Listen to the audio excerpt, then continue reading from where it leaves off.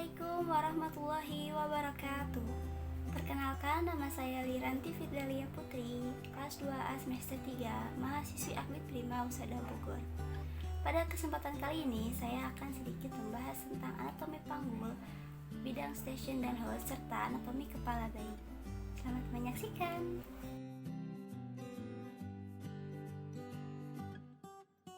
Panggul merupakan faktor yang mempengaruhi proses persalinan. Panggul terdiri dari dua bagian, yaitu bagian keras yang tersusun oleh tulang-tulang dan bagian lunak yang tersusun oleh otot-otot ligamentum. Nah, pada kesempatan kali ini saya hanya akan membahas panggul bagian keras, yang dimana panggul bagian keras tersusun dari 4 tulang, yaitu 2 tulang pangkal paha atau disebut os coccyx, 1 tulang kelangkang atau disebut os sacrum, dan 1 tulang ekor atau disebut os coccygeus. Yang pertama, tulang pangkal paha atau os coccyx.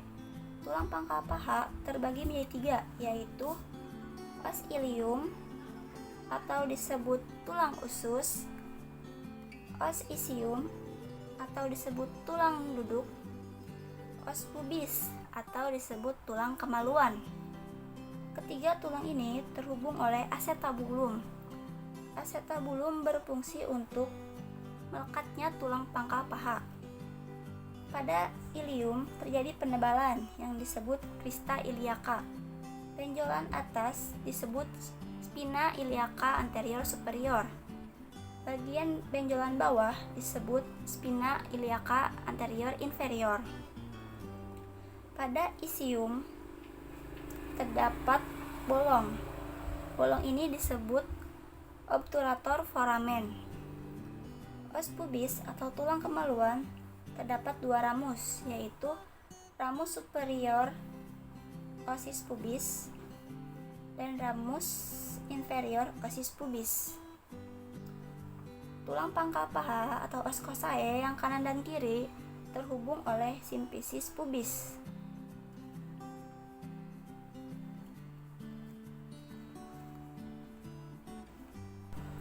Yang kedua, tulang kelangkang atau os sacrum. Ini disebut sacrum.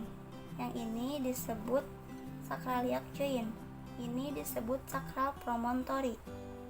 Yang ketiga, tulang ekor atau os coccygeus.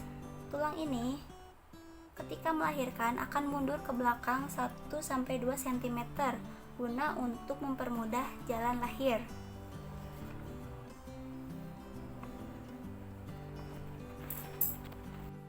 Selanjutnya, saya akan menjelaskan bidang Hodge. Bidang Hodge digunakan untuk menentukan sampai di mana bagian terendah kepala janin masuk ke dalam panggul pada saat persalinan. Bidang Hodge terbagi menjadi 4. Hodge pertama, bidang datar yang sejajar dengan simfisis atas sampai ke promontory. Hodge pertama berada dalam lingkaran PAP atau pintu atas panggul.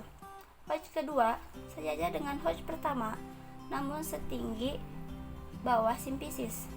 Hodge ketiga sejajar dengan Hodge pertama dan kedua, namun setinggi spina insiadica.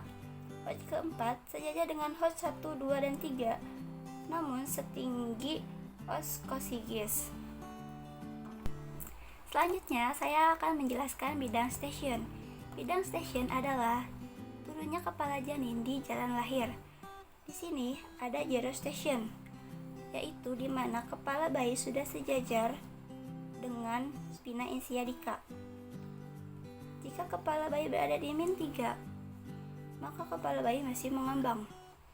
Jika kepala bayi sudah sejajar dengan +3 atau 3, bayi sudah cloning atau siap dilahirkan. Sebenarnya, bidang stesen dan bidang Hodge ini saling berhubungan, yang dimana dari min5 sampai min3 itu termasuk Hodge pertama. min2 sampai min1 masuk bidang Hodge kedua. Gerostation atau 0 maka termasuk bidang Hodge 3.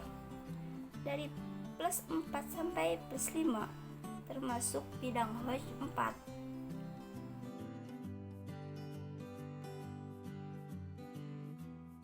Selanjutnya, saya akan membahas anatomi kepala bayi atau janin.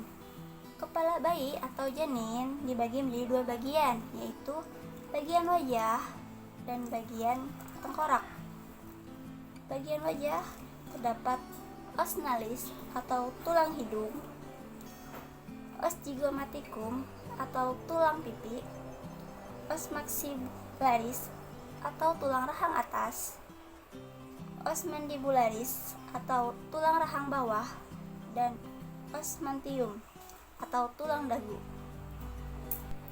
Ini bagian tengkoraknya. Yang atas ini disebut frontalis, yang kanan disebut frontalis dextra, yang kiri disebut frontalis sinistra. Yang tengah disebut parietal, yang kanan disebut parietal dextra, yang kiri disebut parietal sinistra. Yang bawah disebut occipitalis.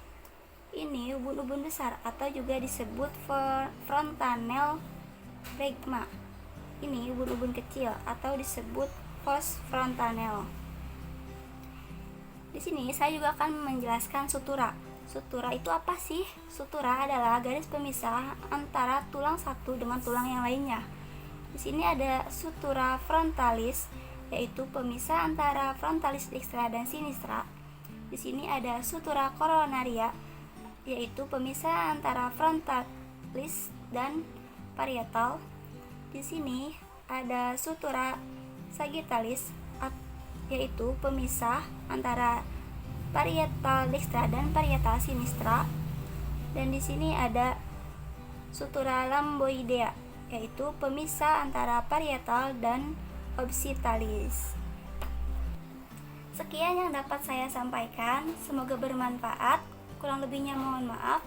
Wassalamualaikum warahmatullahi wabarakatuh.